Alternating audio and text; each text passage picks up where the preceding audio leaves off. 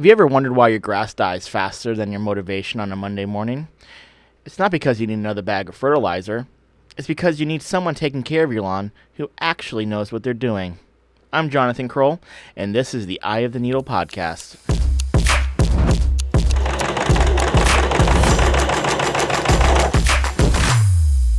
You know, they say the grass is always greener on the other side. And today's guest is going to make sure that everyone refers to your lawn as the other side. Today I'm joined by Gabe Magowan, the owner of Magowan Landscaping, a man who's been shaping Arizona's lawns for over 30 years with grit, wisdom, and integrity. Today we're going to be talking about the Phoenix heat. We're going to be talking about the myth of low maintenance turf. We're going to be talking about how to best seed and take care of your lawn. We're going to talk about watering practices that people don't know about here in the valley. And most importantly, we're going to be talking about why honest work done right is still the most blessed kind of work. This one's for anyone who's ever looked at their yard or their life and thought, maybe it's time I start taking care of this thing. Let's jump into it. Well, Gabe, thanks for joining me today. Why don't we just start off with why don't you tell us a little bit about what you do, how long you've been doing it, company, all that. Tell me a little bit about yourself. Oh, well, I think I've been doing landscaping for pretty much all my life. Okay. My parents had a landscaping business, so I started around 11 years old, actually, every summer, all summer long, doing grunt work. Okay. And then as an adult, I decided to do my own thing. And so I've had Magowan Landscaping for, over 30 years. Okay. Here's my question for you, because there are a million, maybe not a million, but there are a lot of landscaping companies out there. And you can tell that they all come in different breeds and sizes and pedigrees and all of that. And there are 2 million homes roughly in the Phoenix area. Not every landscaper, not every person has the same desires or the same focus and the same everything. When it comes to somebody that's your client, that you work well with, what does your client look like? I really don't want to be super huge. Because I want to be able to have my hands on things. Mm-hmm. And that's why I'm very choosy with my customers. Sometimes it's not always a good fit, because something what they want is just kind of the most economic agreement, so they can get it done, and they not really care so much how it looks, just so that it gets done. And when that happens, there's lots of other people out there that are just right for you. But with my customers, I expect there to be, I shouldn't say expect, but I hope that there's going to be a relationship between us, and I'm always available to you. And I want you to care about the outcome. I want you to want your yard to look great, because I do too. And if you don't really care how your yard looks and you're just looking for the lowest price, then there's plenty of people out there for you too. My customers that I've had for years and years, I don't want to say we're like a family, but we have a relationship, and they know that they can call me whenever, and I will get back to them right away. Yeah. If not answer the call, which is most of the time what happens. But the communication is huge. Sure. And I like customers that want me to be proactive as well, because when I see something, I'm going to recommend something. And a lot of my customers are like, I love it, do it. And that's my favorite customer, who really wants their yard to look good and then is open to make it look better. And whenever I see a yard, the first thing I'm going to do is tell you, this needs to be taken care of soon, or that needs to be taken care of soon. These are things you don't even have to ask me. Yeah. And it happens to me a lot. People will call me out to look at a tree, and they think it needs to be trimmed. And after looking at it, I'll tell them, you know what? It's doing pretty good. I would recommend waiting a year, and that's when you'll need to trim it. But right now, it's healthy and it's thinned out good enough, and you should save your money and, be efficient about it and call me back next year.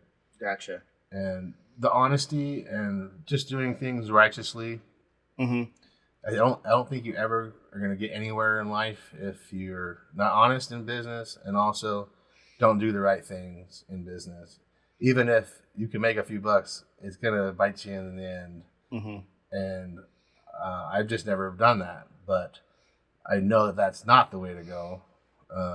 And I just feel like you won't be blessed either if you do something like that. How has landscaping services changed in that time period? So much so. Yeah. Mostly the price. Okay. Okay. Well, that's everything, right? Everything's prices change, right? Yes. But I think that people have gone to a lot more drought tolerant landscaping.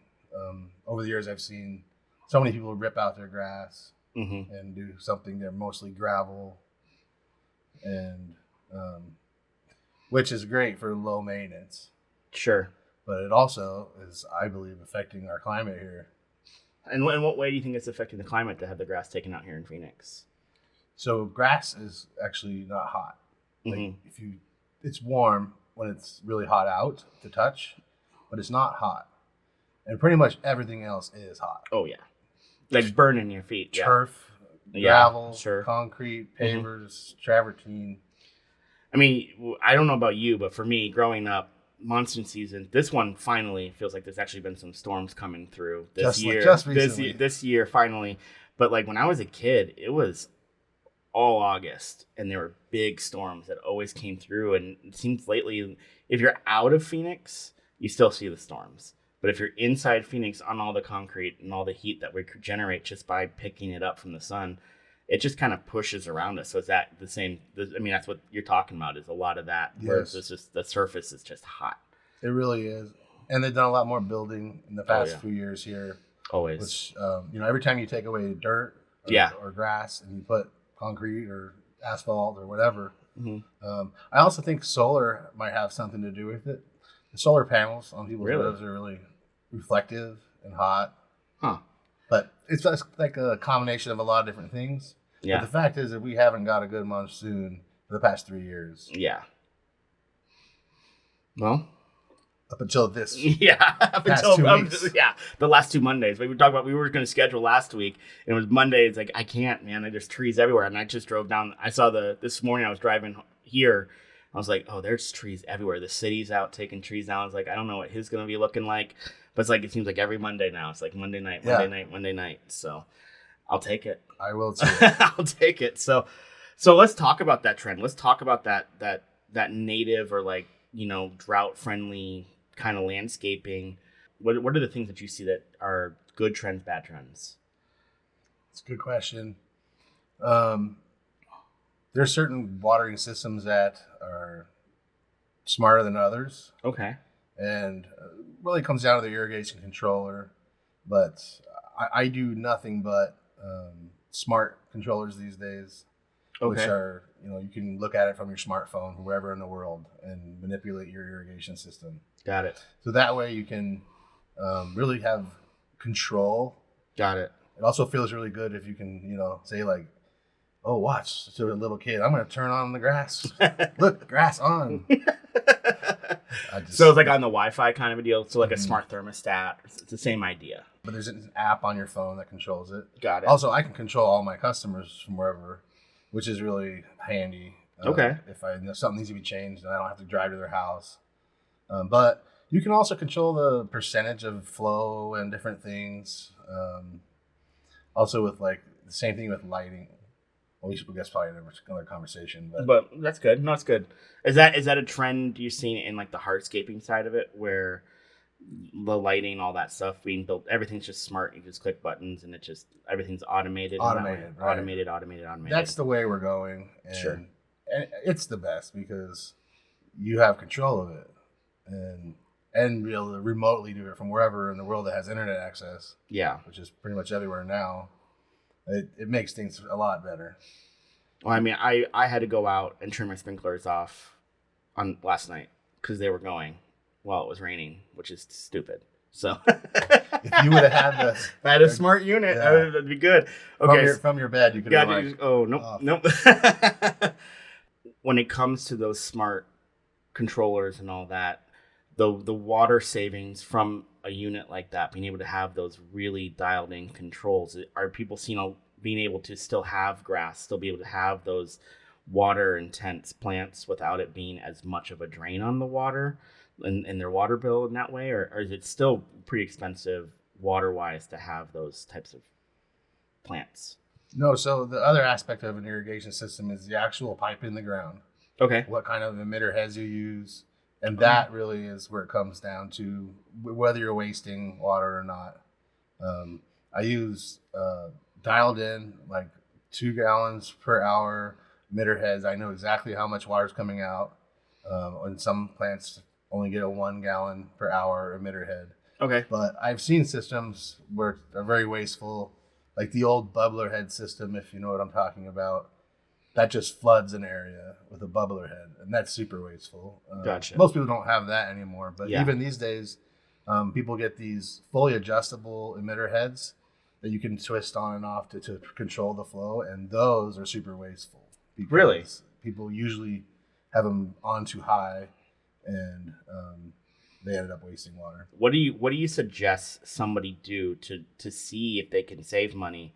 If people know what they have, that's the first thing. A lot of people don't know. Like, I'm Mhm. explaining it, and they might understand that and go, "Okay, I can figure that out." Or want to, if I have a wasteful system.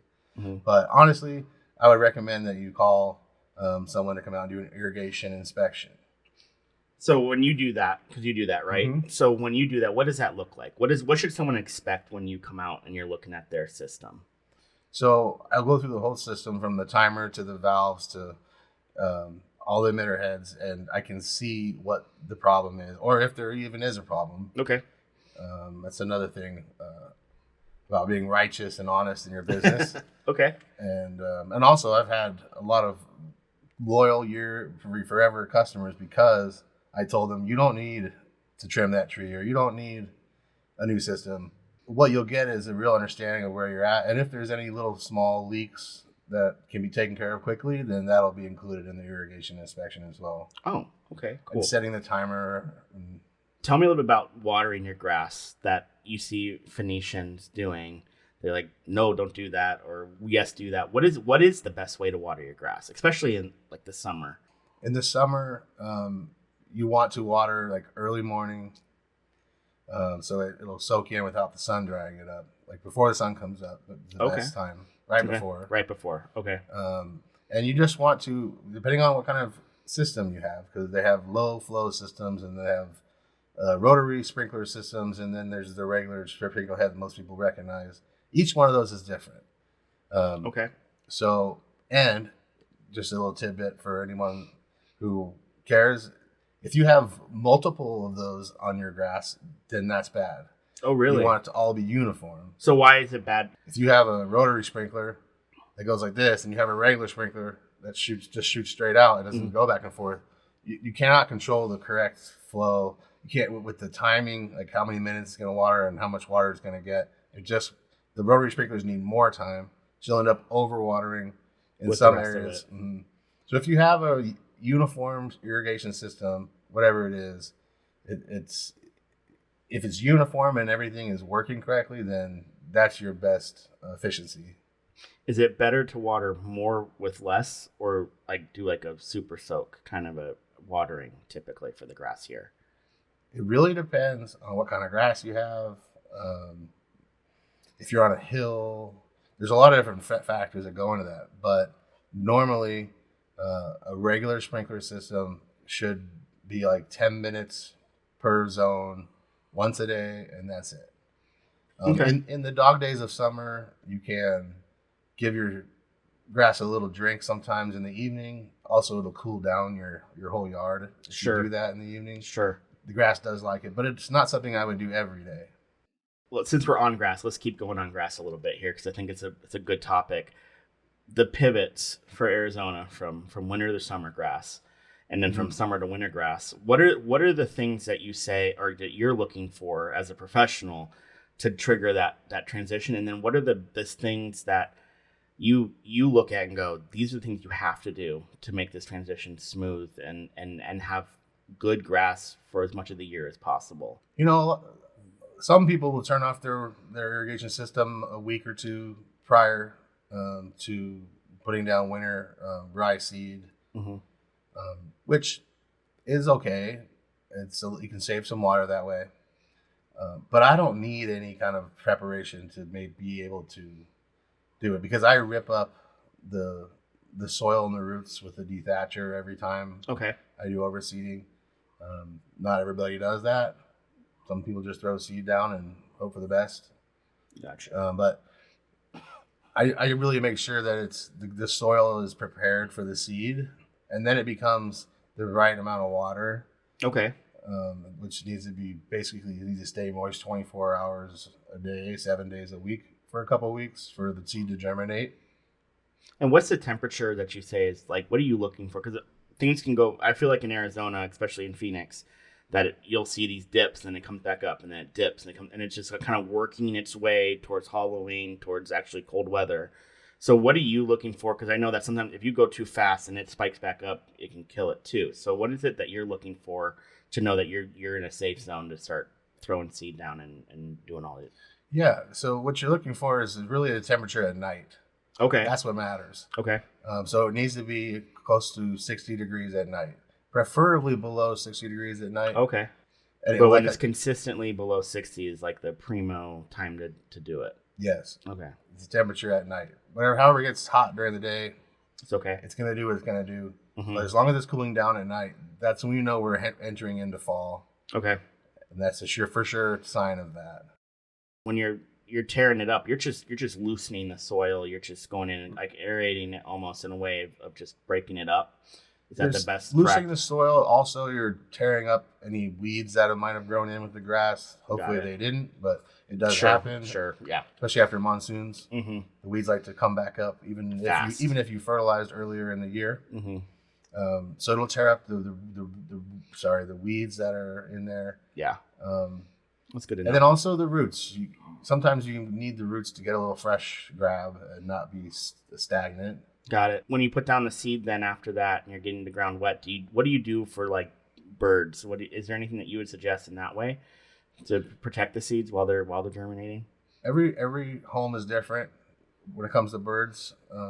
Some people live closer to golf courses where the birds have a lot of other things to go after. Sure. So it's hard to tell with the birds. Okay.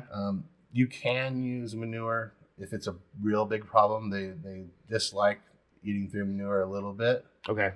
But in my experience, it just the Enough more seed. seed you throw down, the better it'll be. Got it. Okay. You want good seed coverage every time you do it, and you can reapply seed too early on if you see a certain area that's getting hit by the birds Got more decimated. than another. A couple weeks is when you can reseed if you need to, kind of a deal, or You can go out there 1 week and throw Okay. more seed down. okay. Okay.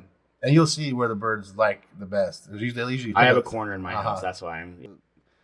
The automated timers, the smart timers we were talking about, they can come into play here too. Oh, okay. Because, so for instance, at my house, like most people, they have cameras at their houses. So I have a Ring camera. Uh-huh. And I'm not, maybe you have to cut out Ring. 'Cause No, it's all good. promoting Yeah. Ring, no, but- no, no. the point is that it'll notify me, and I'll look at it, and there'll be birds all over my front lawn, Mm-hmm. and I'll turn on the sprinklers. Just for a second. Just for a minute or so, and they'll fly away. And you get to watch them get attacked. It's very satisfying. Also, if someone takes their dog on my lawn, Oh, that's No. great. just kidding. Sure. Just kidding. Sure. That's actually really great. I love that. It's really good. Okay, so the last couple of years, taking my lawn seriously has been like, I see the birds out there and it's like this horrible thing to me. And I've been putting down seed, a lot of seed with that mindset. So I'm already doing what you're saying, but I can chill about it a little bit more than how I have been. The birds are gonna eat your seed no Mhm. matter what. Gotcha. So Gotcha. you just give them. It's like their time to shine. They need to eat too. So Yeah, well, So let me ask you this about the birds, because I think back to like internships. we had such a bird problem on our campus that maybe this is terrible to say, but me and the senior pastor would go out and we'd go hunting with pellet guns and pumping, the pump BB guns and everything for pigeons because it just got so bad. So I'm sure I know that people actually, with going back to your solar panel thing, that can be a huge problem, right? And birds can be everywhere. And if they get there, they roost there, and then it can be very difficult to get rid of them. Especially pigeons. Yeah. So if someone's got they cover my lawn, I can't keep them off. I can't, whatever. I gotta get what are the options there? What do you suggest with birds? Well, if you're gonna go that route, So I have, plunked a bird before with a pellet gun on my lawn. Especially pigeons. I'm sorry, I love all creatures, but pigeons are a nuisance. My grandma calls them flying rats. Yes, every other bird I can handle, and they're not going to be a nuisance. They're not going to make a nest in the corner of your house, and they're not going to poop all over everything. So yeah, pigeons are the worst. But if you do end up taking that route and using a pellet gun, then leave the dead carcass there. Oh, really? Mm-hmm. It's like a warning. What are there any other? You see all the different things, the shiny, spinny things, and the pinwheels, and the owls, and the spikes that people mount and stuff. And do any of those things work? Not really.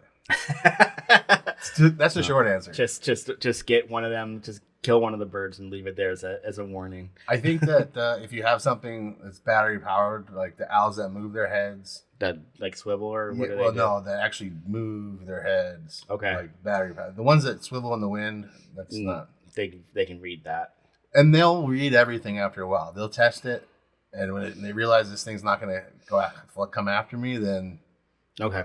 They'll so have the owl, and then when one gets close, you shoot it so that it thinks. There you go. Oh, that's terrible. I'm sorry. I'm terrible. When it comes to the winter lawn, it's in. I've got it coming in. Now what? What are the best practices for the rest of the winter? Right. So once you get it germinated and you see this grass start coming in, I typically wait for like a first cut, which won't be for at least 2 weeks, sometimes 3 or 4 weeks from the time you lay the seed. Long enough to, you're really looking for the strength of it. So if you drive a lawnmower over it, it's not going to tear it up. Got it. And also be careful with self-propelled lawnmowers. Sometimes the wheels will spin. Just cut it up. And leave a lane right there where it'll spill up the seed. But so you want to do a starter fertilizer right after your first cut. Okay. So you cut and then put a starter down. Then what after that? What's the maintenance for the next 5 months, 6 months? You want to back the watering off from not because you started with 3 times a day at least. Mm-hmm. So once it's after your first cut, you can back it off. I would slowly back it off to go maybe to 2 times a day and then maybe to once a day. Once it's really in, and then once it's really in, and if you're using fertilizer, you can even go like every other day. Oh, really? In the dead of winter. Yeah. But just use, guidance there and take a look at it. And if it's getting dry, then obviously up the watering. But totally. You can back off the watering is the point. You don't have to keep watering it crazy. But then after the starter fertilizer, about a month later, you want to fertilize it again.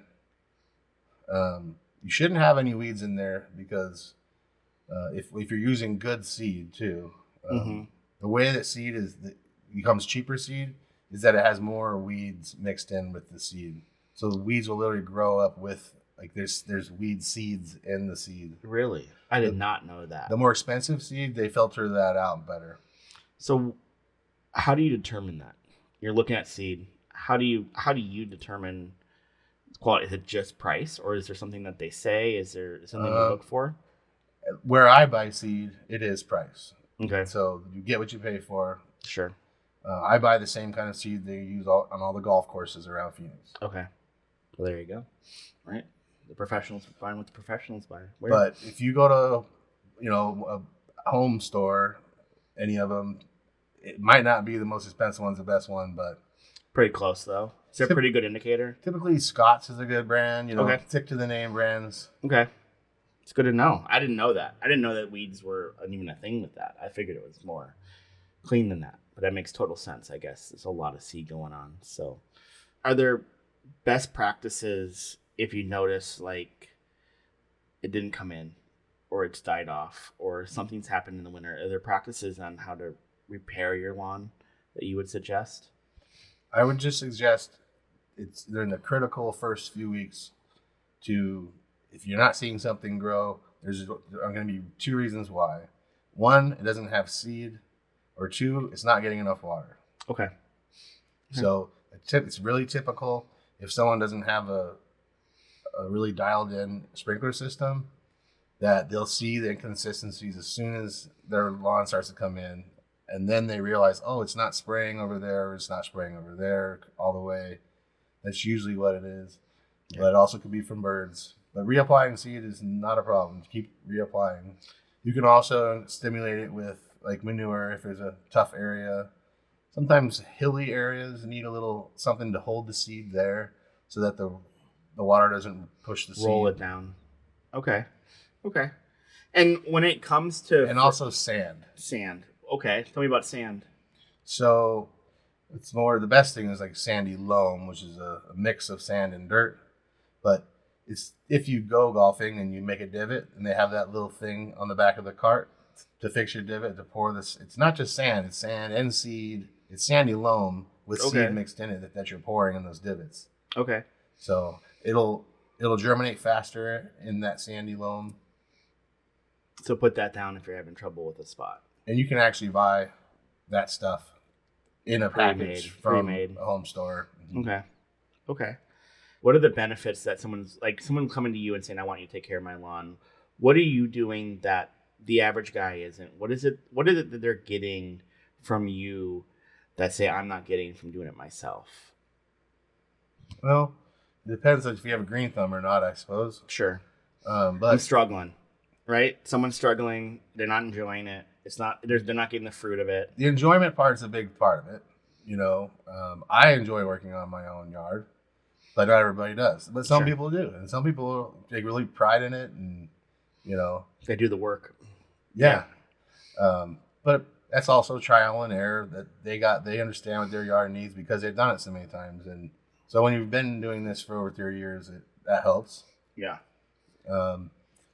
But there's next level things, like the way you cut it, understanding how to leave a cut lawn really looking good. Like, there's some yards that I'll even pick up the lawnmower and turn it around into a different spot so that I don't mess up the lanes. So it's like really nice looking lanes where the tires make the lanes. Sure. And also the suction, like you look at a baseball field, it goes dark. I was just going to say, just like that, where you get that those things are a little like extra, whereas you might have some guy who's just starting out not think about that and kind of make a mess of your yard. Gotcha. When do you think is the best time for someone who had frustration? Maybe they're like my wife 2-3 years ago was like, listen, we need to have good grass. Like, do the homework, do the work, figure it out. And I'm still figuring it out, to be honest with you. So like, I'm probably a Graham candidate for this, but when is it a good time for someone to call you and say, listen, I want you to come in. I want you to figure this out. I want you to come and take care of my lawn because I want to have all winter. I want to be able to have my kids playing in it, that kind of thing. So I know they can call you anytime, but if someone's looking at it, thinking about it, having a discussion about it, when would you want to know that someone wants you to come out and do their lawn? Probably winter grass time. Okay. Because if you do winter grass, then you're dethatching, which is going to help it year round if you dethatch it. Okay. It's giving it a fresh start. And your grass really needs that every year. Okay. There's some years it doesn't. Some years it doesn't have to be dethatched. But you won't know that unless it's me looking at it. Sure. Well, and I'm along those exact same lines. It feels like that what it is if you're struggling with your lawn, they just should call you. Like we talked about the irrigation, we're talking about the grass.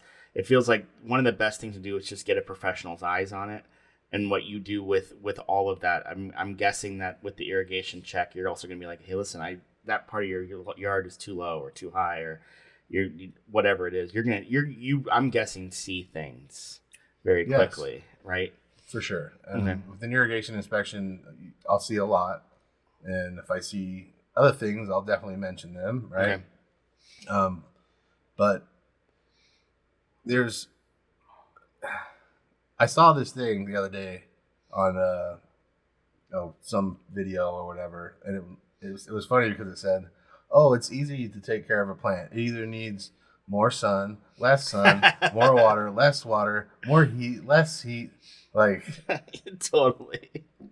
No, my wife is now become like, she's really working on plants, and one of them, the leaves were curling up, so there's like more water, which actually made them curl up more because there's too much water. It was getting too much water. Oh my gosh, yeah, and then it just kills it. So yeah, no, totally. So I just as a midship here, if you're having trouble with your yard, just call. Let me come out. Let me just look at it. Most likely, if you're having trouble with your lawn, your irrigation system would be the culprit. Okay. It's probably not uniform or depending on the yard. A lot of times I see that whoever installed the system to begin with didn't really know what they were doing. So they just kind of put sprinklers where they thought they should go. But the initial setup and plan for an irrigation system, especially in grass, is very important for the outcome of the grass. You have to make sure each sprinkler reaches the next sprinkler, so you have overspray, and otherwise you'll have rings around your yard and areas that struggle. So most of the time the culprit is an inadequate irrigation system. Okay, good. Call you on that. So let's pivot a little bit, because I think this is another thing that's really interesting, and I think you're gonna have a lot of insight into, is the two things I think for me, for Phoenicians in general, with their yard, their backyard, is they want to be able to have people over, and they want to have shade. Because like summertime, it's shade, it's being able to be outside at least for part of the day. You can't fix everything, but at least you can take some edge off. And then in the wintertime, it's about having that fire pit or having people over, having that dinner outside, that kind of thing. What are the mistakes you've seen people make that maybe they think is a really cool idea or would really work and it doesn't? I guess let's just start there. What are the things that you've seen that don't work for that just have fallen apart when it comes to living in Phoenix? Well, probably the biggest one I've seen where people err is with artificial turf. Okay. Because it's very hot. Okay. And the people that sell it, most likely will tell you that, theirs is cooler than everybody else's. Mm-hmm. They won't admit that theirs is cool, but they'll say it's cooler than everybody else's. It's cooler. Which, how can they prove that? But at any rate, it's just it's a thing that doesn't get talked about enough, because it's made out of plastic, which is actually hotter than even like travertine or cool decking, and even some pavers. So turf is really hot and it reflects the sun. And that is a big thing that I think people don't think about. And then also it wears down really fast. I was at somebody's house the other day, and they had a sprinkler system on their turf. Mm-hmm. And that's what they did. And I was like, so what is the point? And like, well, I don't have to mow it. Like, okay, but I feel like a huge selling point in my mind instantaneously was you don't have to water it and to do anything with it. But they literally, because you can't go on it, like the kids were playing outside and running around, and they're on the pool decking totally fine, go out to the pavers, hot, run to the turf thinking it's relief, and it's not. No. It's just crazy to me. That's crazy. Like I had never really, because I've never had it, so I've never really experienced it. I was like, dang, that is crazy that it can be just as hot, and they're spraying it down to cool it off and clean it off. Clean it off is a big deal. So. Yeah, especially you have animals, mm-hmm. the urine, you can wash the urine through with the sprinkler system. Mm-hmm. Most of the time when someone has sprinklers, it's because they already had grass before, and they just left the sprinkler system and put turf down. And just run it when they want to or whatever. Yeah, whenever you want. But I think if money's not an option or not a concern, then you should have sprinklers on your turf just for those reasons. To cool it down, clean it off. because even after like a bad rainstorm, you can have water that collects on the turf. Yeah. It'll leave like a stain, like a muddy like stain on it. So if you have a sprinkler system, you can wash it through, Got it. clean it off. Got it. Interesting. So when is it? Totally pivoting here. Where's the trade off on turf and real grass? Like where's that delineation line of picking one or the other? Then, because I feel like turf is the cool thing. People are buying it, but it just seems like there's less and less reasons every time I hear about it or think about it or have an experience with somebody or in someone's backyard why to have turf. Just seems like it's shrinking. Like I'm not sold on it, I guess. So I understand. I believe that turf is very great for certain applications. You know, which are well, if you just want something to look at something green, out the window kind of a deal. Right. So if someone's front yard, especially if you're looking for something low maintenance and that's green and not gravel, and you're not going out there to play, soccer on it, or you're just looking for that pop of green. When you come home, you're like, it Nice. looks like I got grass. That's a great application. Okay. But if you have dogs that are going to run around or kids that are going to run around, turf, I'm sorry, but it will wear out. I've seen it in 6 months' time have a lane right down the middle of it because that's where the dog likes to run. They always run in the same spot every time. Yep. And you're literally burnt. In 6 months, your turf looks garbage. Cooked, yeah. Especially here. And you leave a swimming suit outside for a day and it gets burn lines in it. Yeah. So. And people say, well, you need turf maintenance, which you do. But brushes and... But you can brush them only so much. Just like your carpet at home. You can vacuum it back only so many times. Eventually, it's going to have a matted down spot where everybody steps every day. But it's, low maintenance. And that's why people like it, because they don't have to cut it. They don't have to, But then again, if you have a lot of trees around the turf, you will find out that turf is like Velcro. And every little leaf, when it falls, is going to stick to it. Especially like mesquite or... Especially like anything that's smaller than the blades that can get in there. Yeah. And then you'll be finding yourself with a blower aggressively blowing it to get that stuff out of the turf. So... It's good. No, it's good because it's we got turf here commercially. I know. And it makes sense because we built it around the playground and we have underneath it has the stuff that you need to have for cushioning and all that stuff. But then we're looking at the other side of the building where we want people to hang out. We're putting real grass in. Like that's what we're going to do because like we don't want that because it's great, but then it's not. It's great, and it's not. Yeah. The trade off is you guys are going to have like lanes where the kids run from the slide to the stairs. And we've been putting stuff down like where the slide bottom is. There's just so many extra pieces. We have the brush. There's so many extra pieces to it, but it looks beautiful. Looks great for what we got it for. But on the other side, we're like, no, we're doing real grass. We'll figure out the maintenance. We'll figure that all out. But yeah, totally, 100%. So I just tell people normally if you have dogs, especially larger dogs, and I don't mean huge dogs, but anything bigger that's something that can fit in your purse, they will run around the turf and they're going to go to the bathroom on it. And yes, there are things you can do to help with that, but yeah, it's you can only wash urine through so many times. It's going to smell like urine, and then with the kids, I just worry about the heat in the summer. But yeah, how much are they playing outside in the summer too? Oh yeah, Without it being wet. Totally. Told my kids 0 unless they're wet. So yeah, and so I've done some jobs where it's a playground, not like at someone's house, but a commercial playground, and you're not going to have a playground without shade. Totally. So you have an awning over the playground. Well, then you have another good thing to put on there. You can put misters on there. Totally. And I've done a couple of those where kids and teachers are out there in the dog days of summer in the middle of the afternoon. And they're great. Just loving it because there's misters going and shade and the kids are playing. And yeah, totally. So, okay. So let's talk. Let's go there then. The things that make an outdoor scape, your backyard, your hangout area, functional in the summer, functional in the winter. What are the things that like let's start with Mister systems. Mm-hmm. When it comes to a Mister system, my parents have had one I remember growing up, and that thing got nasty because we have hard water here, right?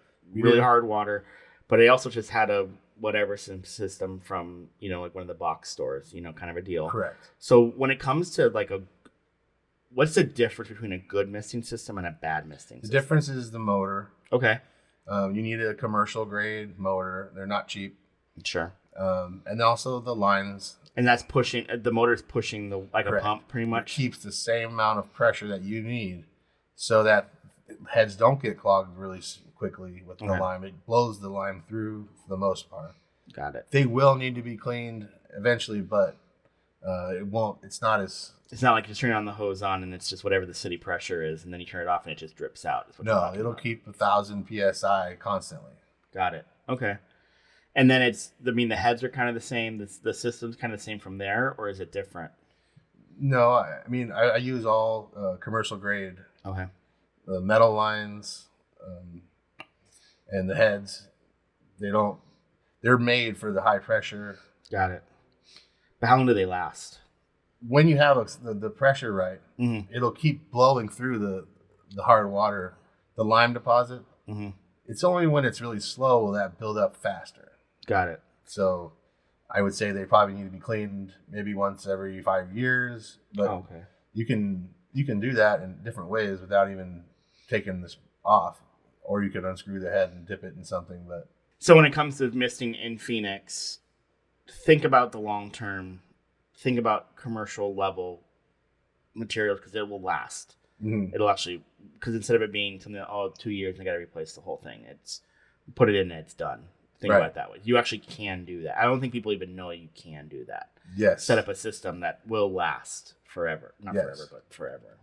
And as long as your mortgage.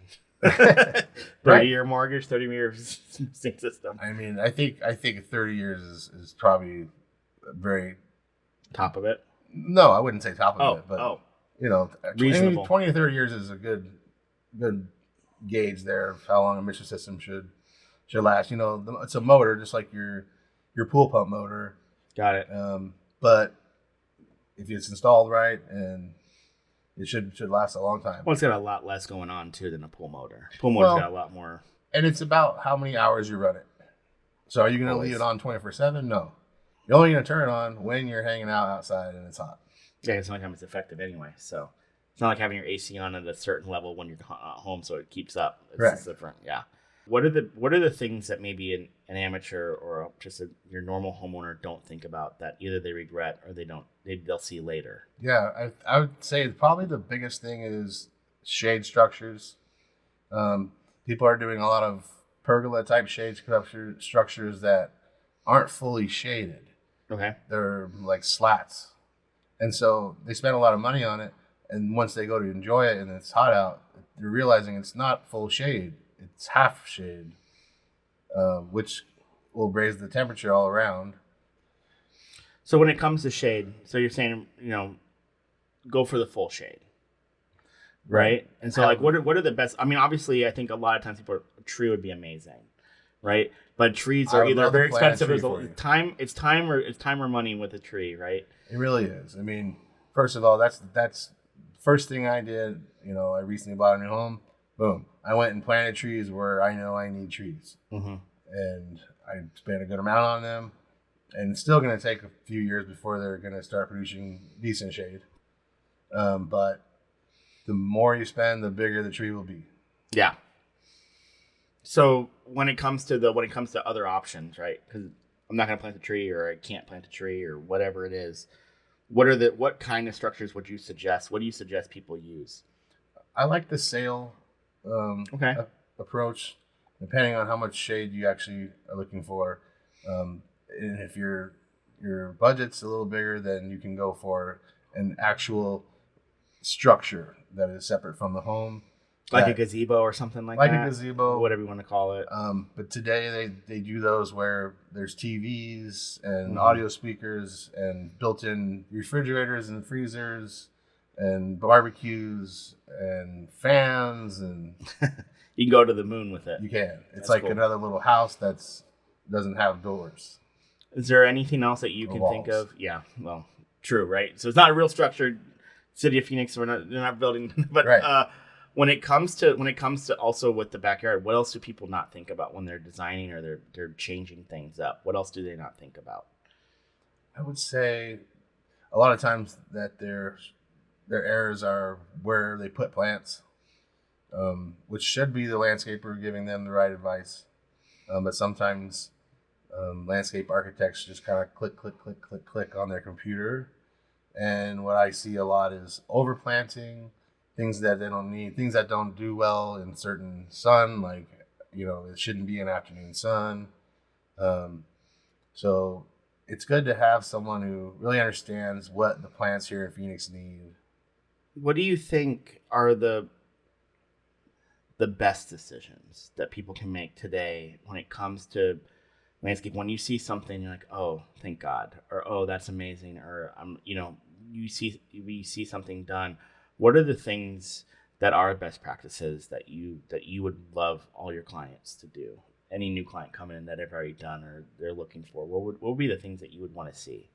I personally, I'm big on shade and real grass and big bushes that flower. And Mm-hmm. I'm not.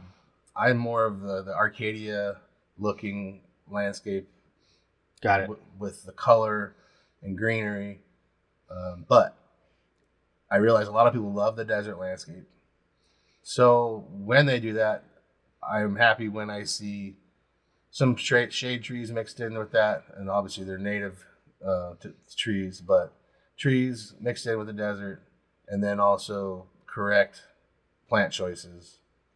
Um, and I'm impressed when I see some exotic uh, things like cactus and agaves as well, that they really thought about it. So, Gabe, someone's listening to this right now and they want to talk to you. What's the process that they'll go through when they give you a call? Where do you start and how do you get to the solution for them?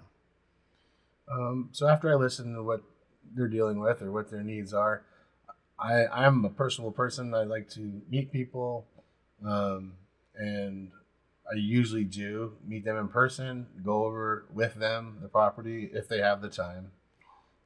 If they don't, I can always just look at it without them there, and then we can talk later. But I think for me is that, and I've always been this way, is that it's a relationship. It's not just um, a company that you hire that comes out and does something and leaves. Mm-hmm. I communicate with all my customers. You know, a lot of my customers, when it comes to holidays, are wishing me Merry Christmas and things, and they know that I'm always available to them.